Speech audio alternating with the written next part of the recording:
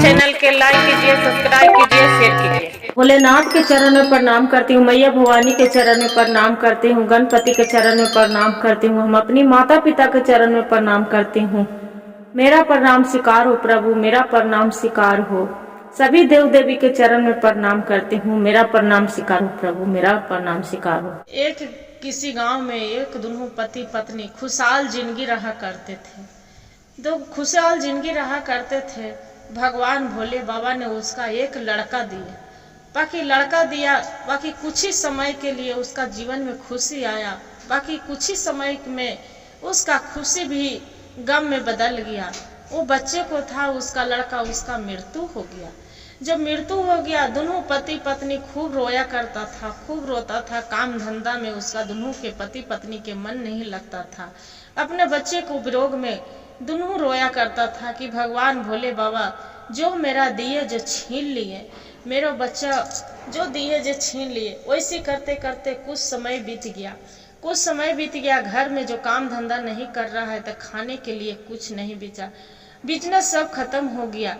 अब उसका पति बोलते हैं कि रात दिन बच्चे को वियोग में रात दिन रोया करती हूँ, सब कर बिजनेस भी खत्म हो गया, आप यहाँ क्या करें। हम चले जाते हैं विदेश कमाने के लिए।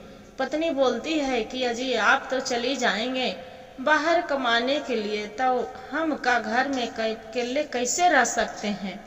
अब देखिए दीदी, आप जो नहीं कमाएगा तो क्या खाएगा। गुरु बहन बोले कि ठीक है, आप जाना चाहते हैं तो ठीक है, चली जाइए। अब घर में दो गुरु बहन 2 दिन बीत गया, 3 दिन बीत गया, कुछ खाने के लिए नहीं रहे। अब पत्नी भी अब सोचे कि अब जो घर में बैठे बैठे क्या होगा, कुछ नहीं कमाएंगे तो क्या खाएंगे, वो घर में तो भूखे मरेंगे नहीं।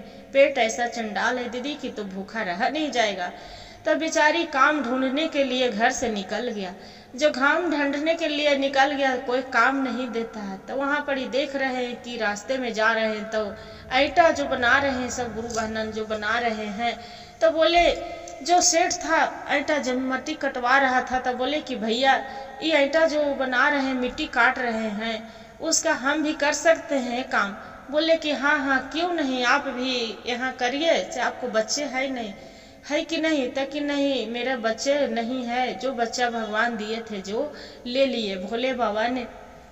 बोले कि ठीक है, आप यहाँ काम करिए, आपको भी मन लगा रहेगा। क्या किया दीदी कि बेचारी ईंटा बनावे सब बच्चों के साथ में वहां पर ही लगल रहे, मिट्टी काटे। अब मिट्टी को वही अब सोचे कि अब घर में जाती हूँ तब तो अकेला पड़ जाती हूँ। घर में आती थी तो वो अकेला ही अपना जीवन उसका अच्छा नहीं लग रहा था। तो क्या किया कि एक मिट्टी के वही जो मिट्टी काटती थी उसी में ईंटा बना के शाम होवे लगे। तो सोचे कि आज ईंटा नहीं बनाऊंगी, मिट्टी के पुतला बनाने लगे। पुतला बनाते बनाते उसका शाम बीत गया। समय नहीं पता चला कि कब मेरा ये पुतले में शाम बीत गया। जो समय बीत गया ओकर बाद में मिट्टी के पुतला के घर बन लाया। अब घर लाके अब ओकरा बढ़िया से काजल किया, टीका किया, उसका सब चीज पूरा कपड़ा नया नया लेके पहना दिया। अब पहना के अब अपना पुतला के बेटे के तरह उसका खिलाता था, पिलाता था। क्या मिट्टी के पुतला भला खाएगा, बाकी तैयो उसका मुंह में कि डांटता था कि तू नहीं खाएगा, तेरा खाना पड़ेगा, तू कैसे भूखा रहेगा। और वैसे ही पूरा दुलार करे गुरु बहन, दुलार करके और वैसी बेचारी जने मिट्टी के पुतला के काम करे चले तो ले चले। जब ले चले तब गुरु बहनन कोई थे तो गंगा स्नान करने जा रहे थे। जब गंगा स्नान करने जा रहे थे तो उसका पूछते हैं कि अच्छा ये तो बताओ बहन आप कहाँ जा रहे हैं जी। तो बोले कि हम तो गंगा स्नान करने जा रहे हैं। आसीन पक्ष कृष्ण पक्ष में 8वीं के नेहा 7वीं के नेहा खाते हैं, 8वीं के निराजल उपास रहते हैं, जितिया को व्रत है, और 9वीं के उपास पारण तोड़ते हैं। जितिया माता जिसका पुत्र नहीं रहता है उसका पुत्र देते हैं, जिसका धन नहीं रहता है जिसका धन देते हैं। बोले कि ऐसा बात, बोले कि अब एक पुत्र के तो हम खो दिए, भगवान छीन लिए, बाकी दूसरा पुत्र है उसका हम खोना नहीं चाहते हैं। अपने बच्चे के लिए हम उपास जरूर रहेंगे। क्या हुआ दीदी कि बेचारी गए गंगा स्नान किए और जो मिट्टी काटा था वो मिट्टी काटता था उसका पैसा मिला, उसी को राशन पानी लाया, मड़ुआ के आटा लाया, किराए के दाना सब चीज लाके अब उसी अपना भोजन बनाया, बना के जितिया माता के भी भोग लगाया, वो अपने भी नहा खाए और फिर जितिया उपास रहे। जितिया उपास रहे विधि विधान से खूब बढ़िया से अथी उसका पूजा किए जितिया माता के। जितिया माता के जो पूजा किए और ओकर बाद में बिहान नवमी हुआ, जब पारण किए उसका और पारण करके अब सोचे कि जो नहीं कमाएंगे तो हम क्या खाएंगे। काम करने के लिए दीदी वो निकल गई। जो निकल गई तब देख रहे हैं कि कंधे बेचारी अपना आंचल से बच्चे को कंधा पर जो पुतला बनाया था वही पुतला ले लिया और ओकर बाद में जैसी चलने लगा वो पुतला था तो इन्हें से इन्हें पूरा भूख उसका लग गया था, रोने लगा। बोले कि अरे कौन बच्चा ताक रहा है, तो कि बच्चा कौन रो रहा है, कहाँ रो रहा है। तब बच्चा वो जो रोने लगा तो ओकर बाद में देख रहा है कि मेरा पीठ पर तो एक मट्टी के पुतला है, ये क्या रोएगा। जे फिर चलने लगा तब फिर बच्चा इधर से इधर छटपटाने लगा। तब देख रहा है कि अरे मेरे पीठ पर तो है जो बच्चा ही पुतला छटपटा रहा है। तब सोच गया कि अरे जितिया माता के एक कमाल है, जितिया माता मेरा पुतले में मेरे बच्चे को जीवन बदल दिए हैं। हे जितिया माता दया कीजिए, जैसे वो एक बेचारी पर किए थे दया अभागिन पर, वैसे ही सब पर दया करिएगा प्रभु। हे जितिया माँ, जैसे उसका बच्चे को जीवन दे दिए।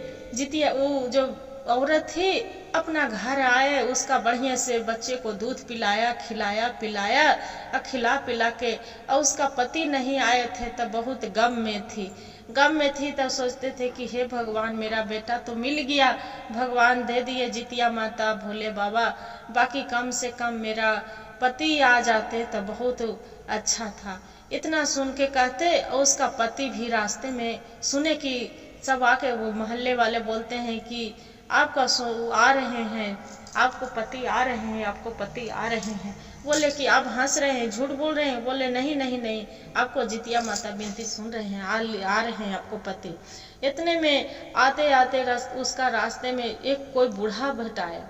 जो बूढ़ा भेटाया बोलते हैं कि कोई बुढ़िया बोलते हैं कि बेटा कुछ खाने के लिए रखे हैं तो कुछ खाने के लिए दे दो बेटा, बहुत कस के भूख लग रहा है। बोलता है कि क्या कहें अम्मा, मैं तो आ रही थी, ट्रेन में थे, सब चोर ने विदेश से कमा के आ रही थी, चोर ने सब मेरा पैसा कौड़ी सब पूरा छीन लिया। जे कुछ नहीं, यही झोला में मेरा सत्तू है, आप भी कुछ खा लीजिए और हम भी खा लेंगे। बोले कि ठीक है बेटा मेरा दे दो, हम वही खा लेंगे। क्या हुआ कि जितिया माता एक बूढ़ी के रूप में उसको से मांगे थे गुरु बहन। तो क्या हुआ कि झोला में से जितिया वो जो था झोला में से बूढ़ी अम्मा के सत्तू निकाल के दे दिए। बोले कि आप भी खा लीजिए अम्मा, हम चलते हैं, अब घर चलते हैं।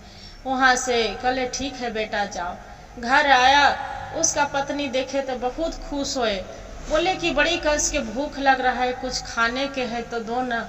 बोले कि अजी कुछ खाने के तो है नहीं, जे क्या दूं। बोले कि मेरा झोला में तो सत्तू लेके चली थी, सत्तू है जे दे दो। जब सत्तू उसका पत्नी निकालने जाते हैं दीदी तो देखते हैं कि पूरा झोला भरल, हीरा मोती सोना चांदी भरल है। तो बोलते हैं कि अजी तो खाली सोना चांदी हीरा मोती, आप तो बोलते हैं कि एक चोर ने चोरी कर लिए। तब बोलता है कि देखो ये जितिया माता के अथी है, कमाल है, जे एक बूढ़ी ने मेरे से सत्तू मांगे थे उसी को दिए थे, बाकी थोड़ा सा सत्तू था वही हीरा मोती न बदल गए, वो जितिया माता थे जे वही सब मेरा समय बदल दिए। तो मुझे वही बेचारे अपना पत्नी को पूछता है कि बालक कहाँ से आया ये पुत्र। बोलते हैं कि सारी कहानी कह के बताए कि आप तो विदेश चली गए, भगवान तो मेरा पुत्र छीन लिए। तो वही मट्टी के पुतला बनाए तो जितिया के उपास रहे तो जितिया माता इसका में जीवन डाल दिए हैं। तो देखिए गुरु बहन, जितिया माता के कृपा होता है दीदी तो जरूर बच्चे को अमर के लिए, अपना सलामत के लिए माता जितिया करते हैं। निराजल्ला उपास रहते हैं, निराजल एक बूंद पानी तक भी नहीं पीते हैं। 3 दिन के व्रत होते हैं, 7वीं के नेहा खाते हैं, 8वीं के पिछला कृष्ण पक्ष 8वीं के पहला आसीन में और उसी में फिर जितिया के उपास रहते हैं, नवमी के उपास तोड़ते हैं, विधि विधान से पारण करते हैं। हर हर महादेव, घर घर महादेव, जय हो जितिया माता। जितिया माता के दीदी गुरु बहन एक कहानी पूरा सुनिएगा, अधूरी मत सुनिएगा। अधूरी सुनिएगा जितिया माता के अपमान होगा, इसलिए पूरा सुनिएगा। और जो वीडियो अच्छा लगे तो जितिया माता जय हो जरूर लिखिएगा। हर हर महादेव कमेंट में लिखना।